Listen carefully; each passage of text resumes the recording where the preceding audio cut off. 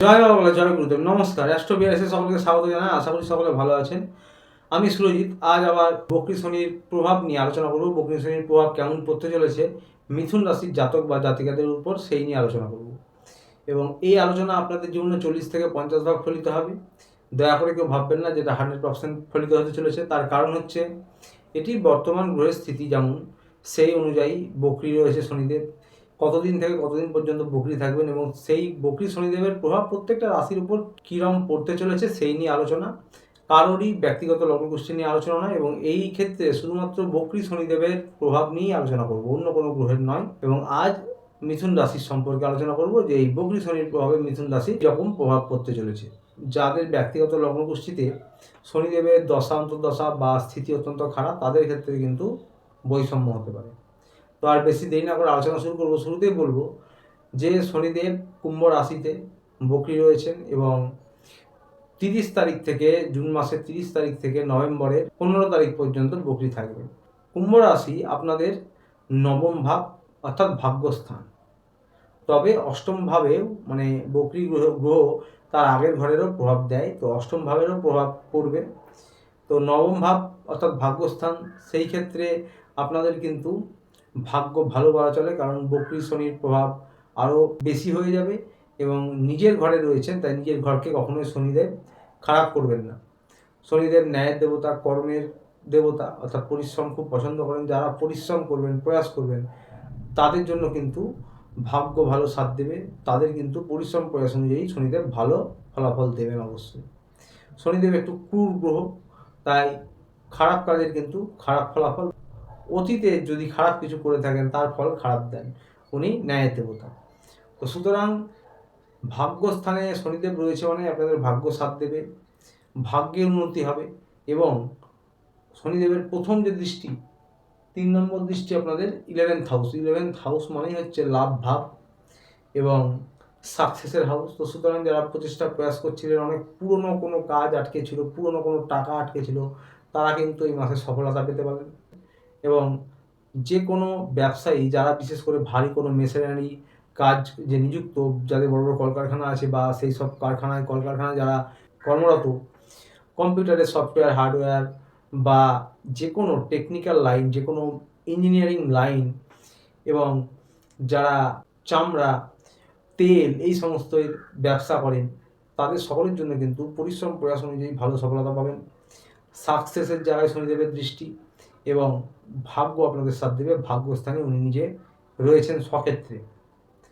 তবে যারা সরকারি বেসরকারি চাকরি করেন, তাদের উদ্দেশ্যেও বলবো যে আপনাদেরও কিন্তু পদোন্নতি, প্রমোশন হতে পারে। তবে কিছু কিছু ক্ষেত্রে ডিলে হতে পারে, দেরি হতে পারে। শনিদেব বকরি রয়েছেন, তাই সফলতা হতে হবে, কিন্তু কারো কারো ক্ষেত্রে কিছু কিছু ক্ষেত্রে দেরি হতে পারে, ডিলে হতে পারে। এই হচ্ছে বিষয়। অর্থনৈতিক পরিকাঠামো মোটের ওপর এই সময়কালীন কিন্তু আপনাদের মোটের ওপর ভালোই থাকবে। যারা কর্ম পরিবর্তন করতে চাইছিলেন, তাদের জন্য কিন্তু সময়টা মোটামুটি ভালো যাবে। অনেক দিন ধরে যারা অনেক পুরনো সময় ধরে, অর্থাৎ অনেক আগে থেকে যারা চেষ্টা করছিলেন, তারা কিন্তু সফলতা পেতে পারেন। তবে যাদের শনিদেবের দশা খারাপ, স্থিতি খারাপ, ব্যক্তিগত লগ্নগোষ্ঠীতে, তাদের উদ্দেশ্যে বলবো যে বুঝে শুনে সিদ্ধান্ত নেবেন। সিনিয়র কারোর কাছ থেকে বা কাছের মানুষদের কাছ থেকে পরামর্শ নেবেন, তারপরে মনস্থির করবেন। তার কারণ হচ্ছে যাদের স্থিতি খারাপ, তাদের কিন্তু কর্ম চলে গেলে নতুন কোনো কর্মপ্রাপ্তিতে দেরি হতে পারে, সেই বিষয়টি মাথায় রাখবেন। বাকি সকলদের জন্য বলবো কর্ম পরিবর্তন করতে পারেন যারা অনেক পুরনো সময় ধরে প্রচেষ্টা প্রয়াস করছিলেন। এবার শনিদেবের দ্বিতীয় দৃষ্টি আপনাদের 3 নম্বর হাউসে, অর্থাৎ 7 নম্বর দৃষ্টি আপনাদের 3 নম্বর হাউসে রয়েছে, অর্থাৎ পরাক্রমের জায়গা। 3 নম্বর জায়গাটাই হচ্ছে ছোটাছুটি বা পরিশ্রম বাড়িয়ে দেওয়া। আপনাদের পরিশ্রম বাড়বে, মনের অস্থিরতা বাড়বে। এই সময়ের মধ্যে বাড়ির থেকে দূরে কোনো জায়গায় যাতায়াত করতে হতে পারে কাজের জন্য, এই রকমটা ঘটতে পারে। একটু বেশি ট্রাভেলিং হতে পারে কাজের জন্য, জবের জন্য এই সময়কালের মধ্যে। বন্ধুরা, ভাই বোনেদের সঙ্গে মতান্তর হতে পারে, ভাই বোনেদের সঙ্গে ভুল বোঝাবুঝি হতে পারে, মনোমালিন্য হতে পারে। বাবা মায়ের স্বাস্থ্যের খেয়াল রাখতে হবে, বাবা মায়ের স্বাস্থ্যের অবনতি হতে পারে। এবং আপনারা বাড়ির যারা সিনিয়র রয়েছে, এই সময় কিন্তু এই সময়কালের মধ্যে সিনিয়রদের সঙ্গে একটু মনোমালিন্য, একটু তর্কাতর্কি, সিনিয়রদের অবাধ্য হওয়া, এইসব বিষয়গুলি হতে পারে। সেগুলি খেয়াল রাখবেন। মুখের বাণী এবং ক্রোধের উপর নিয়ন্ত্রণ রাখবেন। আপনাদের যারা সন্তান রয়েছে, তারা কিন্তু একটু অবাধ্য হতে পারে। আপনাদের এই সময় কোনো গুরু বা যাদের কাছ থেকে আপনারা কিছু শিখছেন যে কোনো বিষয়ে, সেই গুরু স্থানীয় ব্যক্তিদের থেকে আপনারা কিন্তু ভুল পথে চালিত হতে পারেন, কেউ আপনাদের ভুল পরামর্শ দিতে পারে বা মিসগাইড করতে পারে। স্টুডেন্টদের জন্য বলবো, যারা উচ্চশিক্ষায় রয়েছেন তাদের কিন্তু ছোটোখাটো বাধা আসতে পারে, এবং যারা তন্ত্রমন্ত্র জ্যোতিষ নিয়ে পড়াশোনা করছেন তাদের জন্য মোটামুটি সময়টা ভালো, আধ্যাত্মিকতা বাড়বে। প্রেমিক প্রেমিকাদের জন্য বলবো, নতুন করে প্রেমে পড়তে পারেন।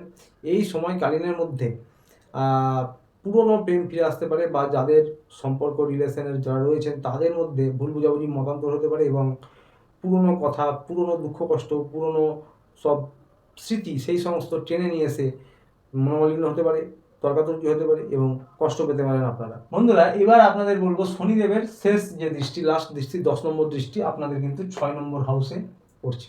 এবার এই 6 নম্বর হাউসটা খুব একটা ভালো বলে মনে করা হয় না, বিশেষ করে স্বাস্থ্যের জন্য বলবো। এবং শনিদেব 9 নম্বরে রয়েছে, ভাগ্যস্থানে ভালো, কিন্তু বকরি রয়েছে, তার আগের ঘরেরও প্রভাব দেবে, অর্থাৎ 8 নম্বর হাউসেরও প্রভাব দেবে। তাই শরীর নিয়ে বিশেষ সচেতন থাকতে হবে। যারা 12 মাস কোনো পুরোনো সমস্যায় ভোগেন তারা হাঁটাহাঁটি, নিয়মিত যোগব্যায়াম করতে পারেন, ডাক্তারের পরামর্শ মেনে চলুন। এবং বাকি সকলের জন্য বলবো, আপনাদের কোমরের থেকে নিচের অংশে, পায়ে, হাড়ে গাঁটে ব্যথা হতে পারে, ব্যথার সমস্যা হতে পারে, এবং ছোটোখাটো চোট আঘাত লাগতে পারে, চামড়ার সমস্যা, স্কিনের সমস্যা আর কি, অ্যালার্জি, ইনফেকশন হতে পারে, এবং পেটের যে কোনো সমস্যা হতে পারে, বদহজমের সমস্যা হতে পারে, ভুল চিকিৎসা হতে পারে। এই বিষয়টি খেয়াল রাখবেন। কারো কারো ক্ষেত্রে, সকলের না হলেও কারো কারো ক্ষেত্রে ভুল চিকিৎসা হতে পারে। তো এই বিষয়গুলি আপনাদের এই সময়ের মধ্যে হতে পারে, শুধুমাত্র শনিদেবের প্রভাবে, শনিদেবের বকরি দশার প্রভাবে। তো যাই হোক, এই বকরি শনিদেবের প্রতিকারের জন্য বলবো, এটি সকলের জন্য একই রকম।